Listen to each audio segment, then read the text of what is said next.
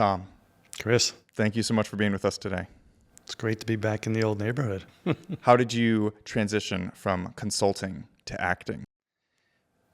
It's a really interesting story because I almost don't feel like I did transition, because I've always wanted to be an actor my whole entire life, ever since I was a little kid. And my father was an entertainer. He was a musician his whole life. And I remember when I was about 7 years old telling him I want to be an actor and I want to be in movies. And, he kind of looked at me and said, look, being in the arts, it's a rough life. You've got to pay your dues. It's not all about talent. And if you want to get married someday and have a family and have a nice house, send your kids to good schools, you've really got to focus on your education and get a good, solid career. But he grew up Depression-age people, and of course that's the way they think about stability.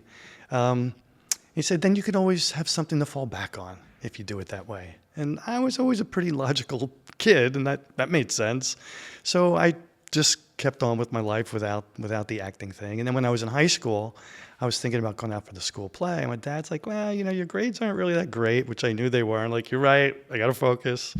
And so life just kept getting in the way. And so I graduated from college, I got married, I got divorced, I got a great career, and then I quit and started my own business. I remarried again, had family. It's like everything started to happen. And during that process, I was lost because I knew I wanted to be an actor. So when I graduated from college, I decided I was going to go to law school and become a lawyer. And I was very active in Philadelphia politics, actually, at the time.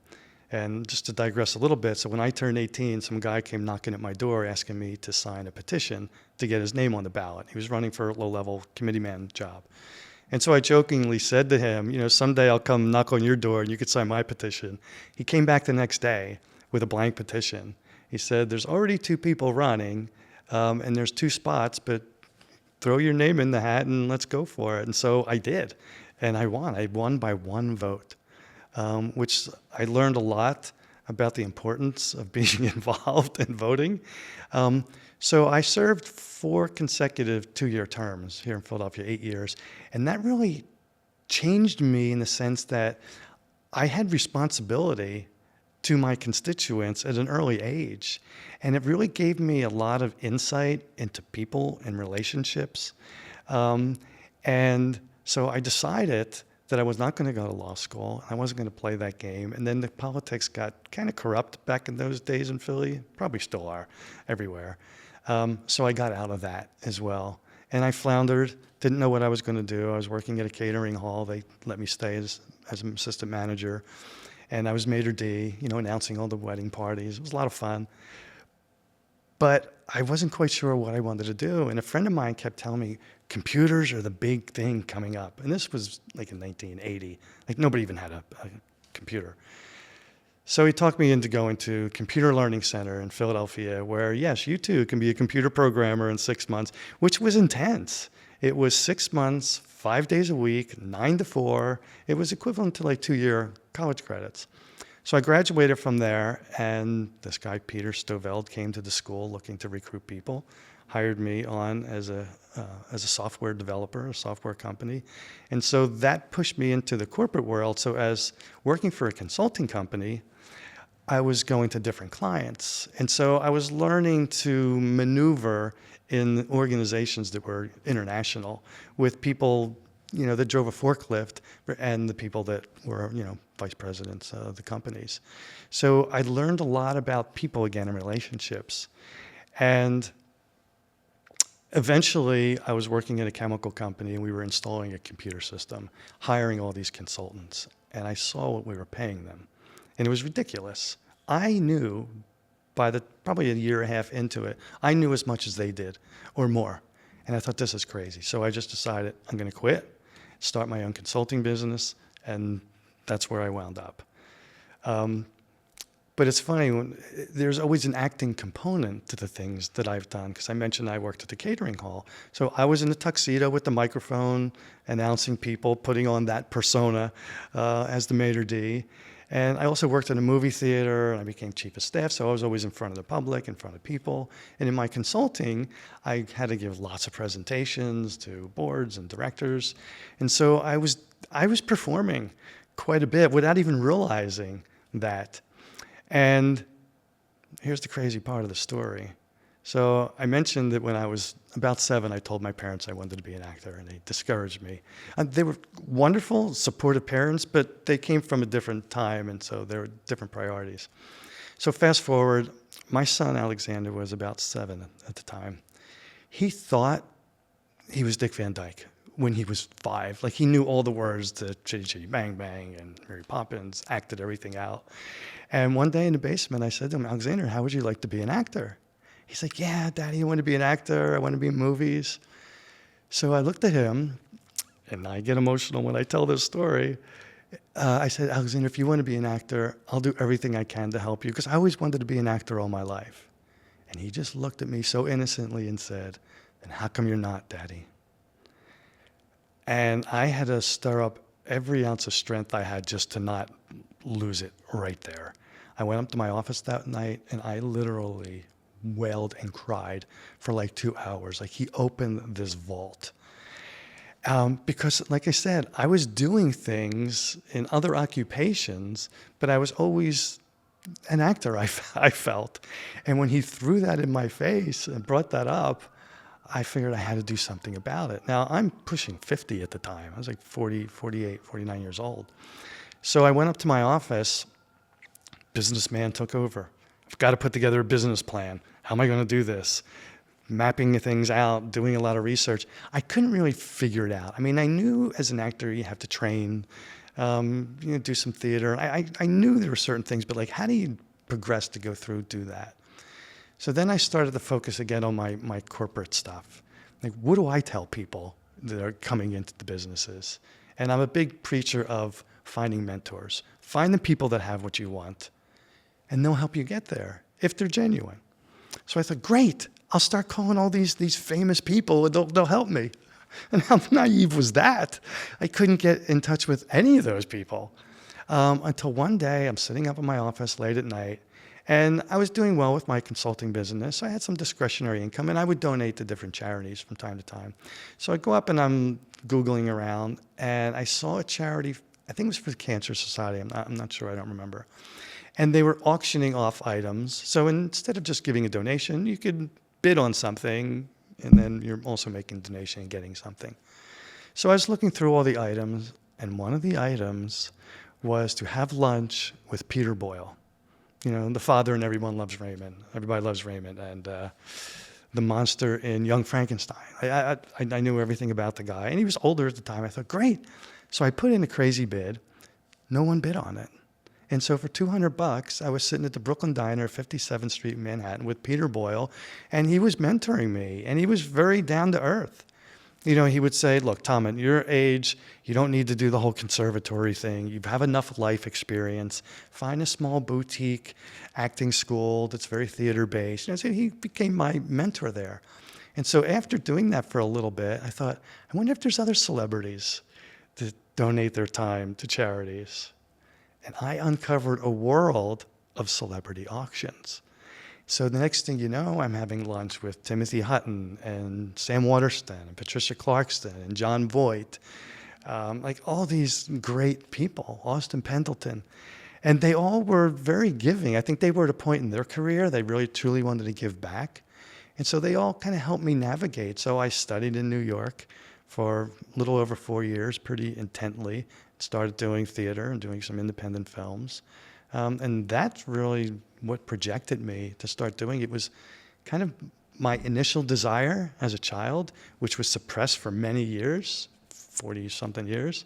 And then my son triggering that and opening that vault led me down a whole different path in life. So you mentioned that acting's kind of chased you your whole life and in an indirect way in your career and your pursuits. But when you were a young person and your father was kind of redirecting you away from the arts and into more, practical career maybe, were there any ways that you discovered ways to act and to express yourself in an artistic sense? Not really. I mean, not until I was in college and I took some creative writing classes, and I found that I really enjoyed writing. But that was really just for school. I never did anything outside of that. other than it really piqued my interest. So that may be something I'll do later on. And like I said, some of the jobs that I had kind of satisfied that because I was always in front of people, whether it was as a committee person, as a politician. I traveled around with senators and congressmen and the mayor at the time. Me and Frank Rizzo, crazy name in Philadelphia politics. I was in his limo with him driving around. And so going with him speaking and going to these activities where these people were speaking, I was kind of in the spotlight a little bit with them. So the things were happening for me that, again, I wasn't conscious of them, but they fed something in me and kept me going. But there wasn't anything that I truly did to kind of circumvent any of that. Again, because I was very logical and a practical kid. And I knew, the more as I started to get older and I was a teenager and I started looking into it a little more and talking to people, I found that it's a very difficult industry to get established in. And, it was the best advice my father could have given me because I was a very immature, cocky kid. I was just a goofball. I was like a class clown, not very serious at all.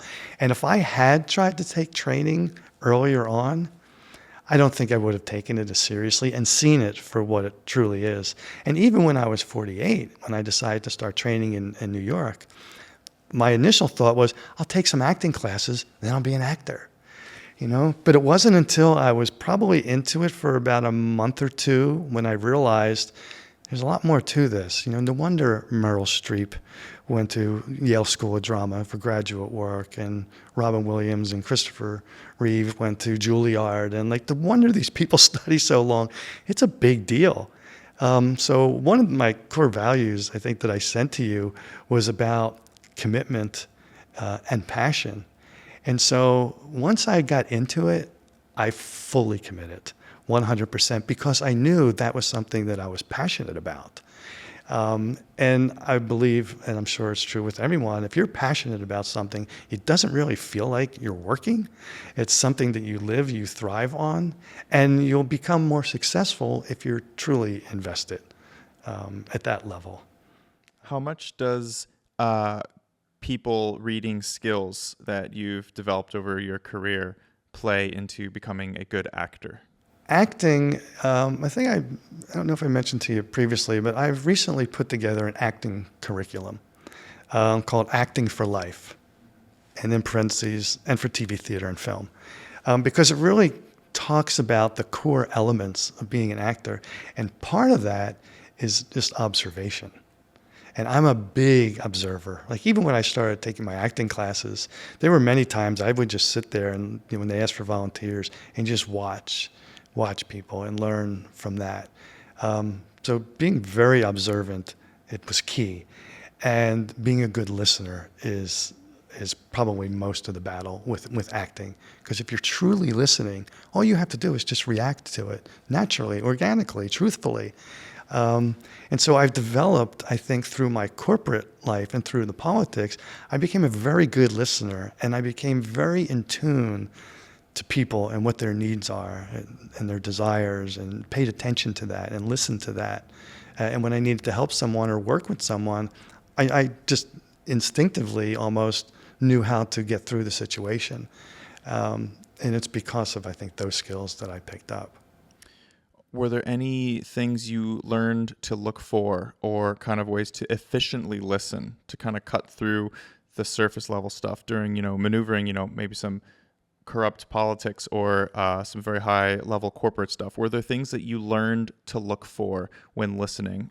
A couple things I noticed, and I was taking notes at the time when I'm going to be, and one of the things I was doing with these celebrity lunches that I did, some people say I was a little, mischievous of me to do, but I just think it was just great planning. I did a lot of research on these people to find out as much as I can about them before I met them.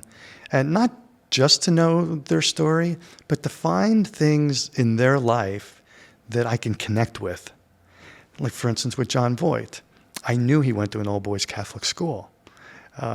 So I made sure that if he asked me about my background, that I mentioned that I went to an all-boys Catholic school, because when that happened, at that moment, it was like we were best friends. He's like, so was I. That's great. And we bonded on that. So I've learned to really listen to people, and you can detect the things that are important to them. You can tell when they're listening to you if something resonates with them through their expressions. And so you can kind of tuck that away too. Some people tune out oftentimes, and if you're perceptive and you watch for the signs, you know the things that you're not connecting on. So I think listening is key. People paying attention, people responding to what you're saying, and when they're speaking, things that they start to repeat or emphasize, and you can tell in their inflections. Like even with me, you can tell when I'm talking about something passionately. And so to anyone that I'm talking to or anyone that's listening to this, that's the insight into what makes me tick. So again, I don't know where I got all of that. I think I got a lot of it from my dad. I don't know where he got it, because he didn't even speak English when he was little. His parents emigrated. All of my grandparents emigrated here from Poland. So he didn't even speak English till he went to first grade here in Philadelphia. But somewhere along the line, he became a very perceptive person about people, and he was quick on his feet. I was always afraid as an actor to do improv, but I finally bit the bullet and did that a number of years ago, and it was liberating for me. And I started to draw on things that happened to me as a child from my dad, not even realizing. For instance, we went to the store one time to get me a new bicycle. I might have been 10 years old. And the guy at the store said, all right, well, can you come back tomorrow? It's going to take some time. We have to assemble it and all for you if you wanted to assemble it. And without missing a beat, my dad said, is there any way you could do that right now? Because we're in the car. We're on our way down to the shore for the weekend. And the guy was like, okay, just give me an hour. So he put the bike together for us. My dad gave him a couple bucks, and we left. But he's very quick on his feet. And I think he was just intuitive to people. And I think he just knew that this guy was the kind of guy that would go for that kind of stuff. And so when I was doing my improv training, I really felt liberated, because improv, different than acting, which is scripted. You're saying lines that are not really your own words in a situation that you may never be in, with blocking and moving ways that you might not. So everything about it's artificial, and you have to do that truthfully. Whereas with improv, there's really nothing artificial about it other than the fact that you'll be given a situation, and then you just have to go with the flow. And so any actors out there that have not done any improv training, I would strongly suggest that, because you have to be a very good listener. You have to be very adaptive to the situations. And you have to just be genuine. You can't put on, because it's so obvious if you're doing things or saying things that aren't truthful. Can you tell me a bit about the skill in improv that one might learn, yes and how that might apply to the business or politic world? What you're referencing is in improv, you always want to say yes to your partner. So if your partner says, what's that in your pocket? Do you have a gun? You don't want to say, no, I don't have a gun. You say, yeah, I do have a gun. And because you're always just trying to go where it is. So saying yes in improv is really something that people should do throughout their entire life. Because the opportunities that I had in business, none of them would have happened if I just didn't say yes to the situation and move forward. None of them would, because it was very easy for me when I was in the corporate job in Philadelphia at 17th and Market. I was on a progression there. And so when I decided to resign and start my own business, the CIO at the time told me, don't go, you have a great career here. And I told her, I said, it's just something that I need to do. It's a personal thing. Nothing against the company, not my direction. Everything here has been great, but it's a personal thing I need to do. So when the opportunity presented itself for me to start my own business, as scary as that was, I just said yes to the idea that I'm just going to try it. If it lasts 2 or 3 years, that would be great. It lasted 28 years. And same thing with the politics. You know, when that guy came to my door and said, "Hey, do you want a petition and get your name on the ballot?" I just turned 18, and I very could have easily said, "I'm not ready yet. I don't know what that entails." But, you know, I'm a firm believer in just embracing life and saying yes to everything. So I'm like, sure, I'll do it. Meeting with all these politicians and the congressmen and senators. And one of the reasons that I got out of politics is we were at a large committee meeting. There's probably 150 people in the meeting, Northeast Philadelphia. And Senator Kennedy was there, all these people were there. And during the meeting, they told us we were going to cut one of the people from the ballot that we had been supporting. And everybody seems to be going along with the flow. And I'm like, I don't know. So I raised my hand. I don't know how I had the balls to do this, but I raised my hand and said, do you really expect me 3 weeks before an election to go back to all my constituents and say we changed our mind on this person that we so much believed in and that I still believed in? And of course they said, yeah, he wasn't kicking in, whatever the reasons were. I'm like, I don't know if I can do that. And so I said yes to my integrity and said, I'm just going to do this because feels right for me. And of course, that was very much frowned upon. And even during election day, like the big car pulled up and like, what are you doing? You know, and I'm like, I told you what I was going to do. This is the person that I'm supporting. That person won the election. He was a senator. And I guess it was a month or so after the election, his office called me and said he would like to speak with me. I'm like, he wants to talk to me? And that the only thing I could think of is he must have gotten wind that something was going on, and I stood up for him. So I went to his office, Senator Craig Lewis was his name, and he heard what I did. And he said, there's a lot of integrity in that. Again, going to my core principles, integrity. And he said, this is very legitimate. There's nothing corrupt about this. But as a senator, I'm allowed to give, I think it was like 3 senatorial scholarships to people that I think are deserving. And so he gave me a partial senatorial scholarship at Temple University for one of my semesters. And that happened because I said no to the fact that I wasn't going to go against the grain of who I was. And I said yes to the fact that I am going to take this plunge that'll probably end my career. And it wound up opening other opportunities. It got me a partial scholarship at Temple and opened a whole another set of doors for me. So yes, when you're in improv, you're always saying yes to your partner.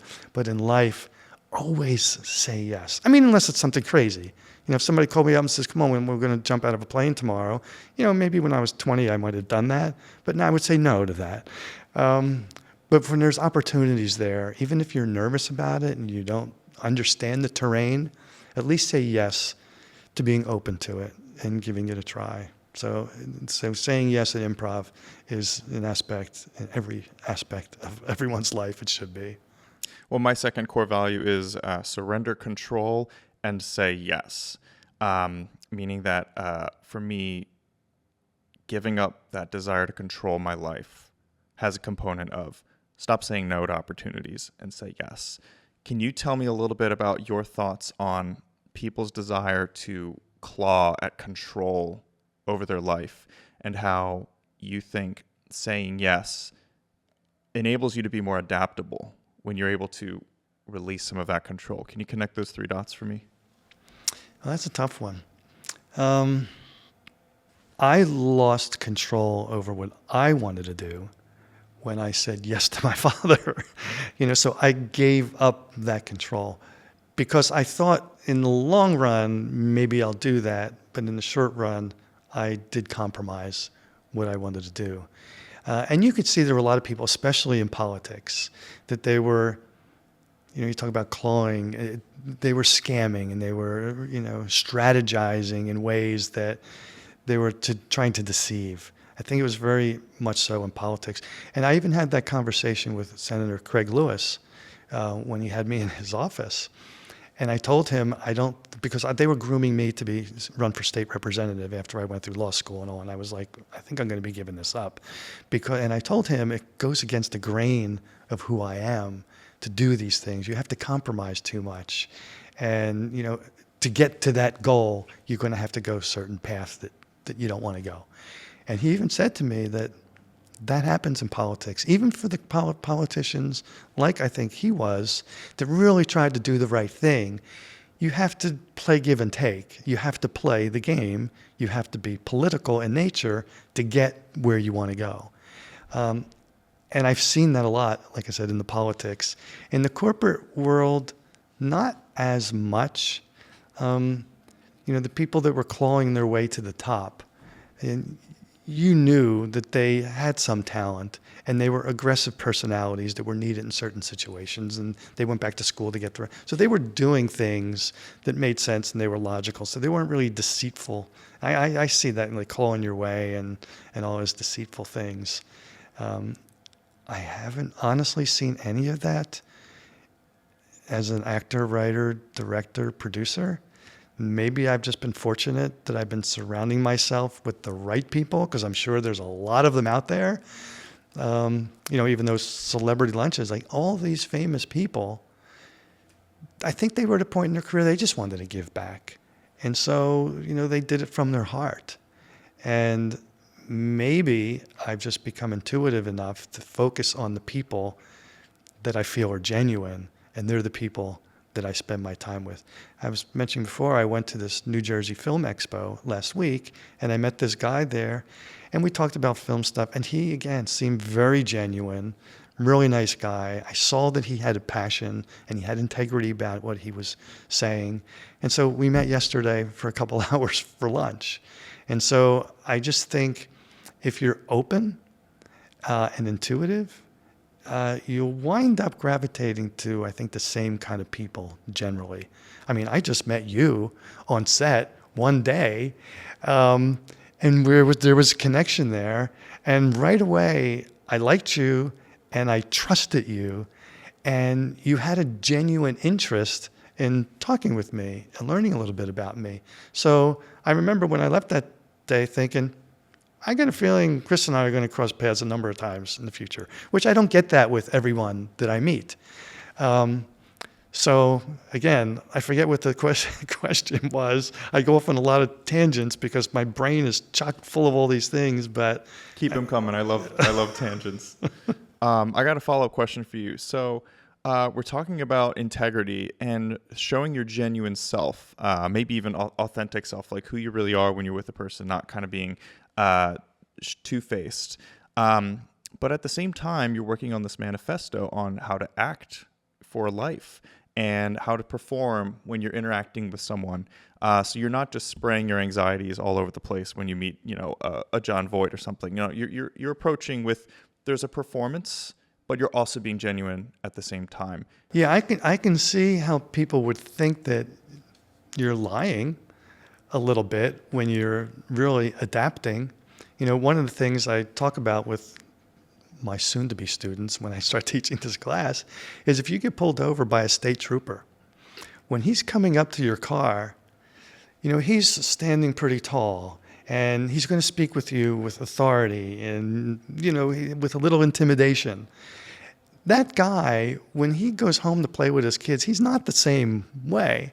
And if he went to a high school reunion, he's a different way, So you wear these different facades for different people, but at the core, you're the same kind of person. And I believe that cop is probably, a very just person, a very fair person. He wants respect, and he gives respect with his friends, his family, and in his job. So I think there's elements of your core that'll show in any way that you speak. If I'm talking to a priest at my church, I will talk to him a little differently out of respect than I would one of my friends or a corporate person or the guy who's pouring my coffee at Starbucks.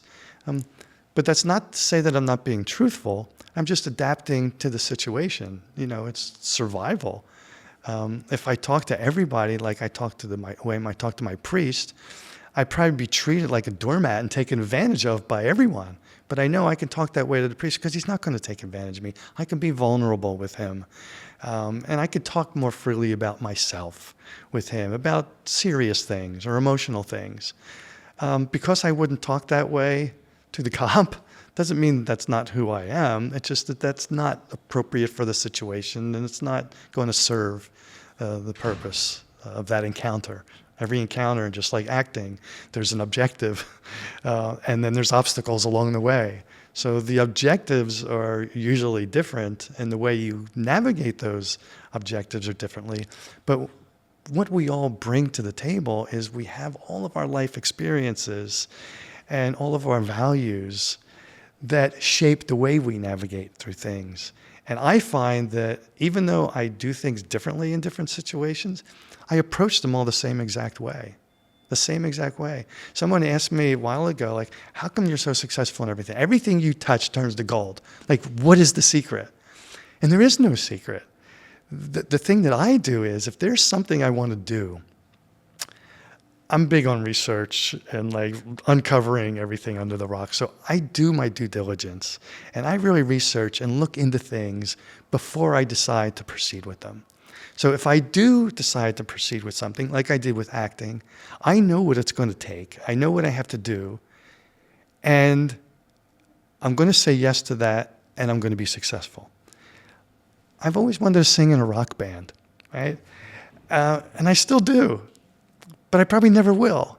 And I'm not unhappy about that, because I did research and I looked at what it would take. And my father was a musician, and I know I don't really have a voice for it. So there's a lot of training that I have to go through vocally to get where I want to go.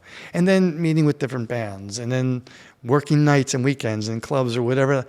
That life I don't value as much as the end result. So I'll put that way low on the priority list.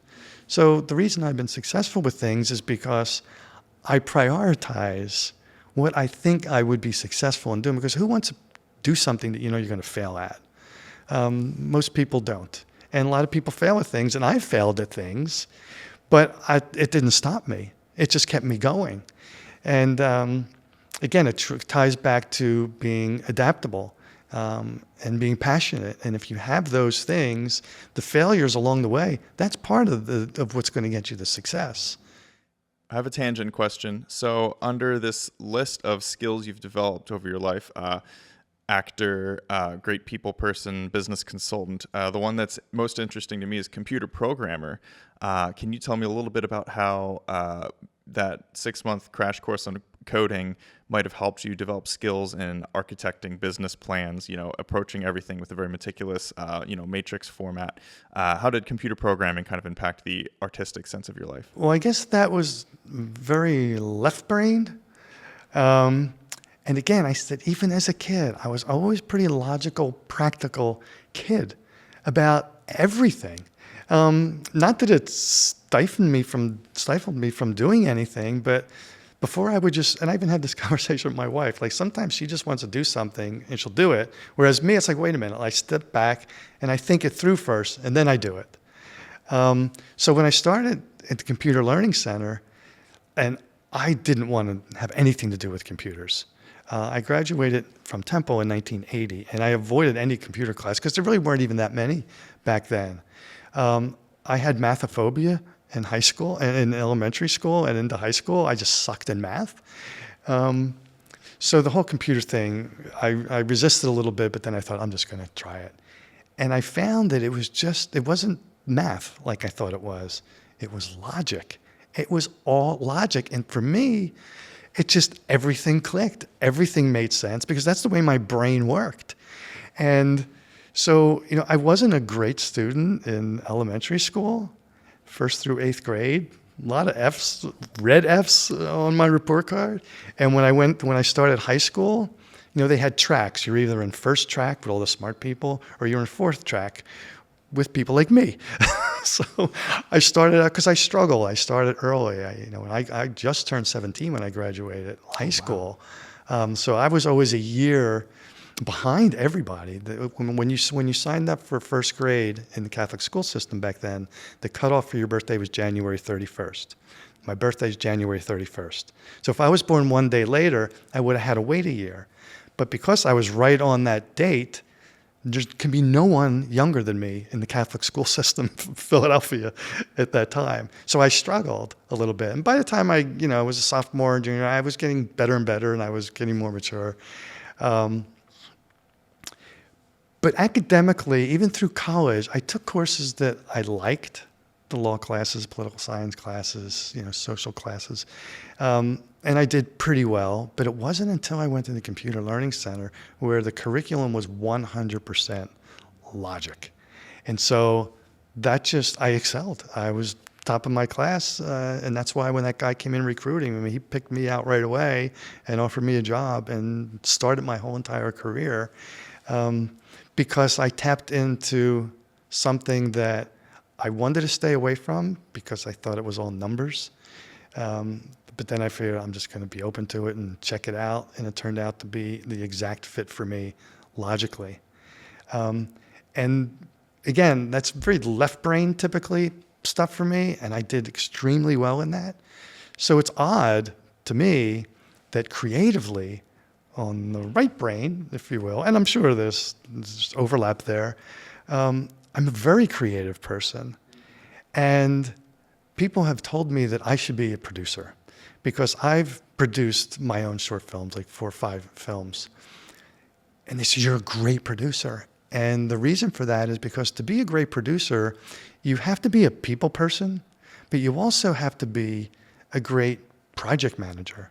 I've managed $80 million projects and corporate stuff. So I know how to manage a project. I know how to formulate teams. I know how to get people to work together. I know how to motivate people and get everyone to buy in towards a common goal. So I knew all that because they're all people-y, soft kind of skills, not the whole logic aspect of it. And so when I started acting and expressing myself as an actor, I got tired of always being cast as the lawyer, the doctor, a priest, the family guy. I trained so hard to do all this other stuff and to get down into the bowels of it and get dark and deep. I did some heavy stuff in class.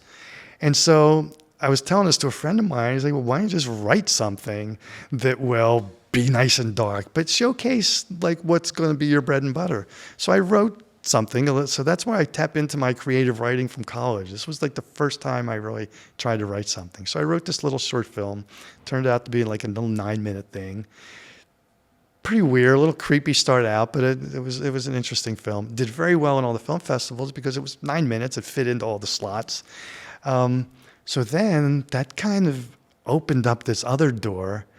And I tell people it's just like there's a volcano of creativity just came out that I guess was suppressed all those years, like the acting desire that my son ripped open for me, all this other creativity. So I started writing, and then I started directing and producing all my own stuff and acting in my own stuff. And so, like I said, I've done 5 short films. I've got like 5 more ready to go. I've got 2 feature-length films that I just finished that are ready to go.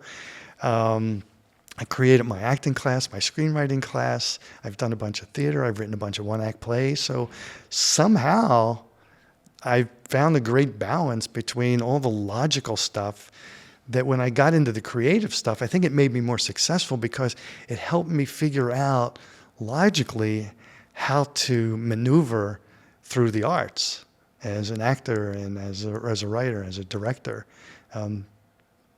I guess in addition to the creativity, there's a very left brain side of that because everybody has a process, right? And, my acting training, although I studied all different processes and there's a whole bunch of different things that I've learned, you take those ones that resonate and that work for you and you put those in your toolbox and you create your own process. And I think if you're a logical person, you just logically know how to pick those things and then focus on those so that when you have these creative bursts and you have to do something creatively, you know how to navigate through that. So that's how I found the balance between the two of those. Crazy. I never would have thought, because once I got into the career of the corporate stuff, I thought, this is my life. This is my calling. This is what I was made to do. Until my son asked me why I'm not an actor. And then that became what I needed to do. And so I often joke with people right now, I'm not sure right now if I'm retired or unemployed, because my contract ended at the end of last year. And here we are now in May, and I haven't really looked for a job. So I guess I kind of retired, and I'm just going to focus on the acting, writing, the whole artistic side. You know, I put in enough years of the corporate stuff. It gave me the lifestyle that I was able to live. I put my kids through great schools, and everything that my father said it would do, it did. And he said, now you have something to fall back on. But I don't need to fall back on it at this point. I kind of waited a little late. And a funny another story, a little off tangent here. When I first started acting, after I had met Peter Boyle and I had done some acting, one of the things he said is just try to get on some TV shows just so you can get the lay of the land. Get on set in any capacity, just so you can see what's going on. So I wound up getting a role on a spin-off from Everybody Loves Raymond had just ended. And there was a spin-off show called Till Death with Brad Garrett, who was the big, tall, goofy brother in that show. So he had his own show. So I got to be on that show. It was just a very small role as a waiter. Well, when I told my parents about it, my dad was like, "Oh, you still want to do that, right?" I'm like, "Yeah, I think I do." It's so when he's telling all his friends, like he was so proud, and I get so emotional about that he was so proud of me pursuing that finally and seeing what joy it gave me.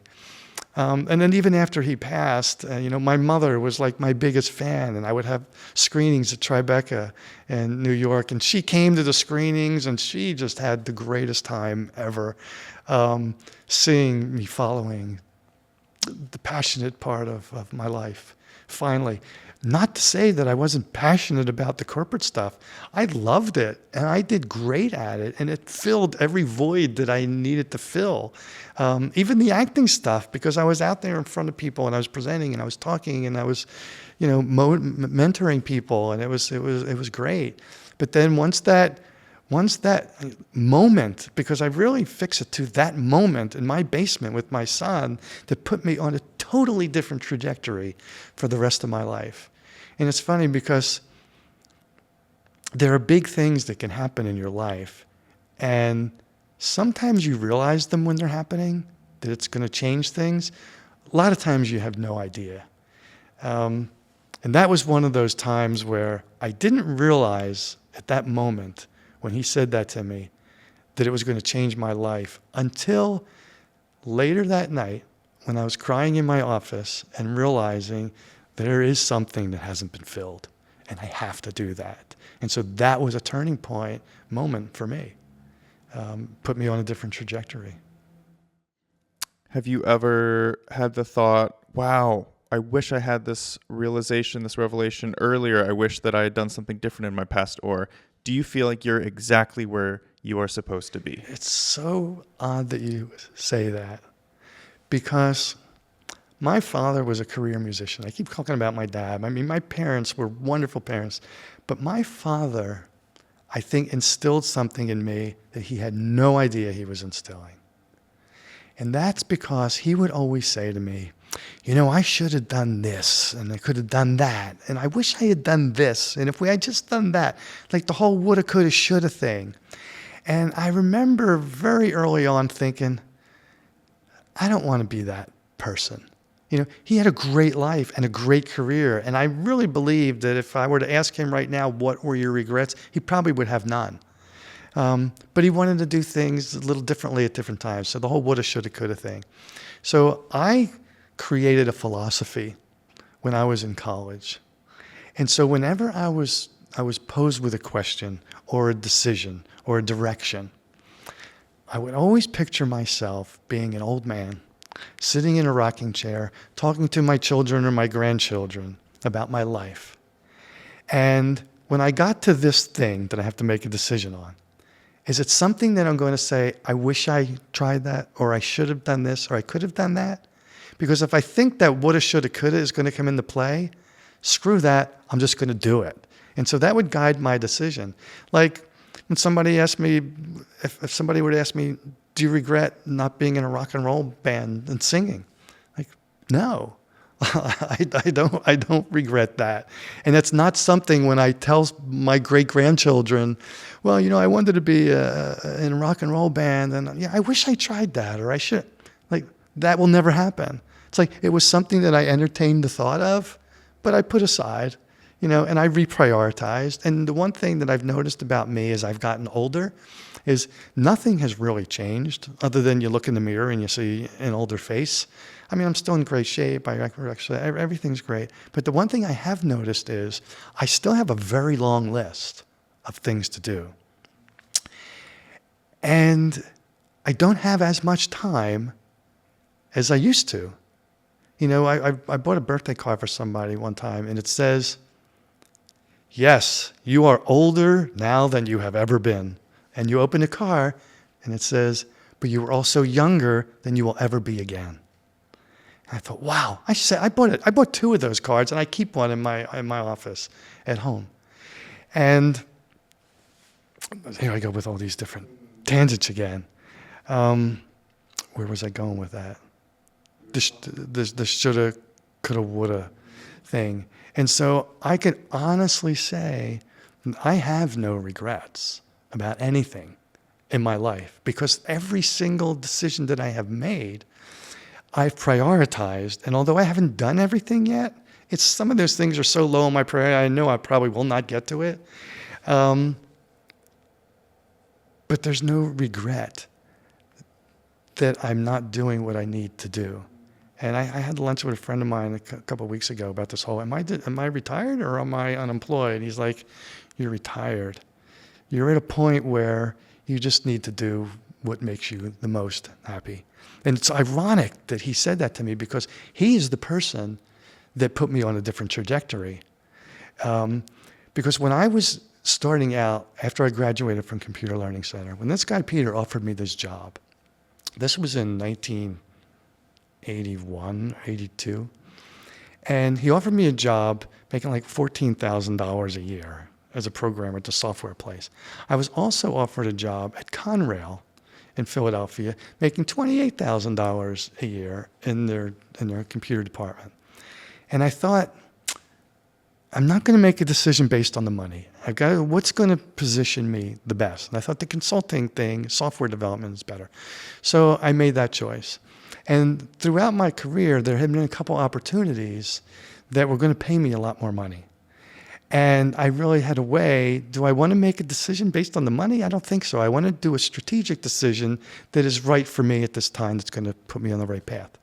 So there were probably 4 or 5 times when I've done that, and I never made a decision based on the money. And it was that same friend of mine who said, yeah, you're retired, that 30 years ago, I was talking to him about, I'm signing these invoices for these consultants. I see what they're making. I can quit and just like quadruple my salary and make like great money. But I always told myself, I'm never going to make a decision based on the money. That'll come later. And he just looked at me like my son, and he said, it's later. And I thought, what? How could it be that simple? And I said, you're right. It is later. This is what I was building up for. I could start my own consulting. And so I resigned that week, and he put me on that trajectory. And again, it's listening, and it's being open, and it's following what your heart is telling you to do. It feels like you have a lot of peace. Complete. I don't know if I mentioned you before. There was only one. Like, I've lived the Walton's life, if they had a good life. It was just wonderful family life, everything about life. I married young, the wrong person. And so I got divorced, and that was a traumatic event for me. And it took me 6 to 8 months to finally start to get over that. But that's not a regret of mine that I married her, because I learned a lot in that relationship. And I learned even more by going through the divorce. Because up until that point, nothing tragic has ever happened to me or in my family. Like everybody lived long. I didn't even know death until that moment. And so it wasn't until a year or so after that, we were at a family party, I think it was Easter at my grandmother's, and we were all laughing, having a good time. And my mom just leaned over to me and said, "We have our Tommy back." Because I knew I had changed in that relationship with her. And so when I look back and I think, was that a regret? Absolutely not. That was the most tragic event of my life.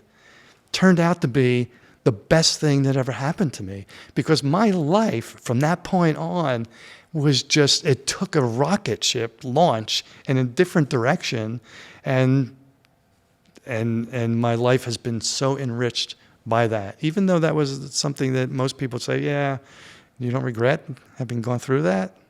You know, I caught her having an affair, and it was pretty bad at the time, not realizing that this was the event that I had to go through to help me grow up a little bit. I told you earlier, I was just a goofy, fun, pretty superficial person. And after that period, when I was divorced and recovering from that, I've matured and I started looking at things a little differently. So it was a very evolutionary process of going through that, which again, I wouldn't be sitting in this chair with you today had that not happened. Like, who knows? I heard Chris Williamson, who's one of my favorite podcasters, said, you get in your head, you're dead. And I think regret is totally listening to yourself in your head. Whereas what you're talking about is a complete perspective shift. You're listening to all these things, this awful experience you had to go through. What are we learning from it? This new advice your friend is giving you to start your own consulting firm. Like, what can we work on now? It's like, let's stop controlling, let's listen, and then work with effort, a lot of effort, but don't try to claw at that control. Yeah, and failures along the way. But again, they're learning experiences. I don't know how you can not think of it that way. Some people don't do that. They get down on the failures, and it demotivates them. And so my question to them would be, if you're finding failures along the way and it's demotivating you and you're second guessing and you think you need to go a different direction, then you probably do, because you're not steadfast and passionate enough to just make it work. Same thing with the acting. And, my son, he's just got his master's in theater, and, he's been living in London, and he's coming back home. And it's going to be tough, but he doesn't have a plan B. This is what he's going to do for the rest of his life. And with that focus, he'll be fine. He'll be fine. Tell me the importance of giving back and surrounding yourself with people who are at volunteer organizations helping out. Tell me a little bit about that. They are probably among the most genuine people that exist, because there's nothing selfish about what they're doing. They're doing it for the betterment of other people. I'm big on mentorship, and I used to volunteer stuff. I was part of pet therapy, taking little animals to seniors or things like that. It's all about gratitude, which when you ask about core values, I don't know if it's a core value of mine, but it's something that is interwoven through everything, because I am hugely grateful for everything that I have and for every person that I've ever met. Even somebody that I meet who's belligerent to me, working on my car, I'm learning from that. I'm learning patience. I'm learning tolerance. I'm learning how to deal with somebody who's hostile. But people that are involved in nonprofit and charity work, I really truly believe they are the most selfless people, and true to being passionate about leaving something behind in terms of you talk about people leaving a legacy. I just like to make an impact on people. That's why I created this acting class, Acting for Life, and screenwriting. I want to give back. I coach other actors and help them with their self-tapes and auditions. And I also script consult with people a lot, because people know that whenever I decide I'm going to do something, the reason I'm successful at it is because I'm investing all the time to get better at it. Like when I decided I was going to write that little short 9-minute film, after that went so well, I immersed myself in screenwriting. I've read 15 books. I read hundreds of screenplays. I took all these master classes with David Mamet and Aaron Sorkin, like all these big things. And like I totally invested in it. And I got to a point where other friends that were writing would want to send me stuff to look at. So I do a lot of that. I've never charged anybody for anything. Mostly because I was still working with a lucrative career. Now I'm not. So maybe I can monetize that a little bit, but I don't even think I want to do that. I mean, if somebody really has some script work that they want done, and it's going to take a lot of my time because I put a lot of time into it, maybe I'll start charging for that because I've put in the time and the effort and I know what I'm talking about now. Same thing with the acting. I haven't acted as much as I would have liked to, but again, I intentionally deflected from the acting to focus on the writing, the producing, and directing. And I wrote myself scenes, so I was still acting and doing things. But yeah, I really feel that giving back is part of it, and that's what all those celebrity lunches that I did it was evident of them, and they all had an impact on me, huge impact, because they just wanted to give back. They were being genuine. It almost sounds selfish to say, if you give, things will come to you naturally, but you give because you don't want anything back. But my God, that's what happens. You wind up getting stuff from that. Like I had lunch with Timothy Hutton. At the time, he was the youngest actor to win an Academy Award for Ordinary People. And we were talking about, well, he's like, why are you doing these lunches? You just like to hang out with celebrities? And I'm like, no. And so I told him it's part of my plan because at this point in my life, I was in my 50s when I met him, early 50s. I don't have time on my side to really cultivate relationships and stuff that are going to help me in the industry and go to, invest more years of training than I already did. So I'm not looking for shortcuts, but I'm looking for mentorship. I'm looking for people that could help me navigate and save me some time. He said, well, if you want to do these things, have you ever heard of the Players Club in Gramercy Park? And I did, and I knew it was a private club founded by Edwin Booth and Mark Twain as a refuge for actors to hang out many, many years ago. And it's still very active in New York City. And I said, yeah, my teacher mentioned that to me, but, it's impossible to get in because you have to be sponsored and everybody in there's, famous and blah, blah, blah. He said, well, tell you what are you doing next week? I'm like, depends. What do you got in mind? He said, well, I'm currently the president of the Players Club, and I can open up so many opportunities for you to meet people on a social basis there. And so I went to the Players Club, and I filled out all the paperwork to become a member, and it was like Tuesday night, we were scheduled at 7 o'clock. And so I get there, and there's other people there that are going to go before the board. So it's with the person who wants to become a member and their sponsor, and they go in and talk with the board. So I see other people going in, and I'm looking, there's no Timothy Hutton. Like, what the hell's happening? So every time they asked me to come in, I was like, let them go. I'm still waiting for somebody. So finally, I'm the last person. They said, Tom, come on in. So I come in and I sit down. I said, I'm really sorry. My sponsor's not here yet. And they're all just laughing at me. I said, what is so funny? They said, your sponsor's our president. Like, this is the formality here. So, like, he opened those doors for me. Again, but it shows, like, gratitude. Like, he was just giving me an opportunity. And, like, I want to do that with as many people I can. That's why I do all these things for free for people.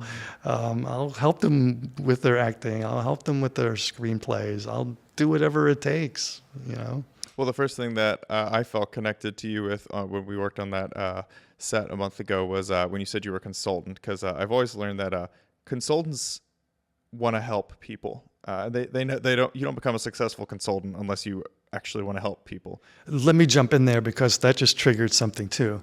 So when I became a consultant, because I had consultants work for us when I was a regular employee at a company, I knew the value that they brought to the table. And now I had all this expertise that I'm bringing to a table. So when I got my first consulting project, there was a major consulting, like one of the big 5 consulting agencies, had the contract. And I was subcontracting through them to come in because they didn't have anybody, even then, they didn't have anyone with my expertise. So I subcontracted through them. They tried to get me to join as an employee. I'm like, no, I can't. It's something I personally want to do. I want my own business. So I subcontracted with them. And I told them, I said, my objective here as a consultant is to become obsolete. I bring all the stuff to the table that I want to place out on the table, turn over to the client, knowledge transfer, teach them so that they could sustain that on their own, and I can leave. And of course, this consulting company, one of the big 5's like, no, it's all about billable hours and extending the project. And I'm like, I don't think so. So it's ironic that that project lasted 2 years. So the project's over. There was 80 consultants on the project. They all leave. So the client said to the project manager, we want one person to stay behind to assist with some more of the knowledge transfer. And so, of course, they recommended one of their employees. And they're like, no, we want Tom. And I was the only one of the 80 people who was an employee. I was my own person who had a different mission statement there. So because I tried to make myself obsolete, they saw the value in that. And do you know, I've been consulting for 28 years. I have never had one day between projects as a consultant, which is unheard of. And I only have 4 clients. And that one client that I started out with, I was with this last project for 20 years. Right? So people see the value in that, and they talk about consultants, and there's plenty of jokes with consultants coming in. They'll tell you what you need to do. Like, oh, that's great. Thank you for all this information. Now can you help us implement it? And they're like, implement it? I'm not here for that. But I've been very successful, ironically as it is, trying to make myself obsolete as a consultant. It's like, my job here is done. You guys I can't help you anymore. They're like, no, we want to keep you on the payroll. Like, they kept calling me. Isn't that funny? Because people see the value in that.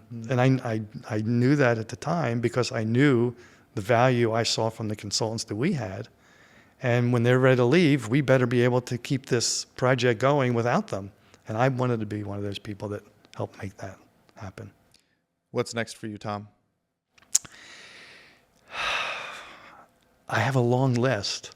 So I have 2 feature screenplays.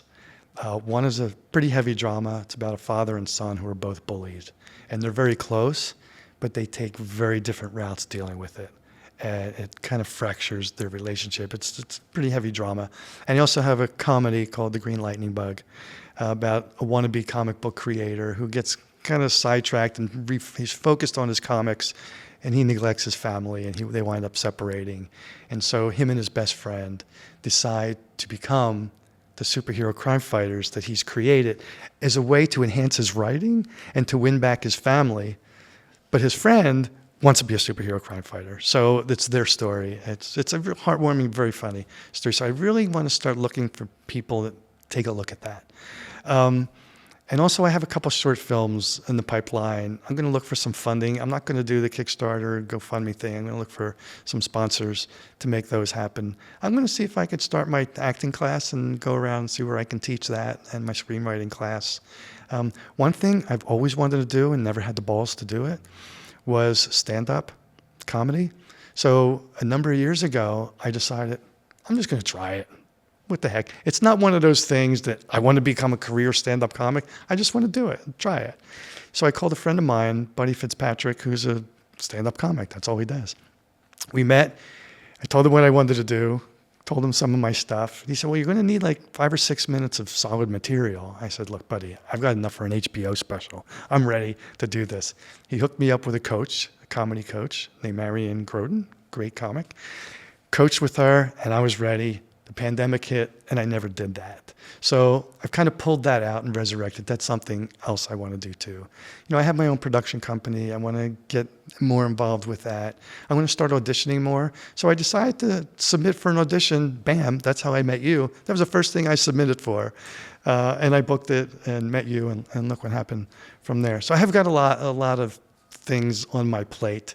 And again, I just have to prioritize those to figure out what exactly is next when I leave here today. Where can we find you, and where can we find this acting course you're starting? And you said you wrote a manifesto on acting for life, right? Yeah, so my production company is called Tilted Barn. I live in Hunterdon County. It's very rural, so it's Tilted Barn Entertainment. So you can find it at tiltedbarn.com. Tells us about some of our stuff. I haven't updated it yet with the screenwriting services and the acting training stuff, but that's going to be part of it. My acting website is my name, tomwardach.com, W-A-R-D-A-C-H. So there you can just see a little of my acting stuff. You can go to my IMDb page, and there's always ways to find me online. I'm very present online. So if anybody is interested in learning acting, even if they don't want to become an actor, it absolutely will help you in life with everything. So I'm really passionate about that too. So that's getting to kind of come up higher on the radar. But tiltedbarn.com and tomwardach.com, you could always find me. My contact information is there. Tom, thank you so much for hanging out with us today. It was my pleasure. It was a lot of fun. I told you I didn't want anything scripted. I just wanted to go off the cuff and be as honest and truthful as I can. I hope that came across, and I hope there was some information that maybe will touch somebody and help somebody else find their way, whatever they're pursuing.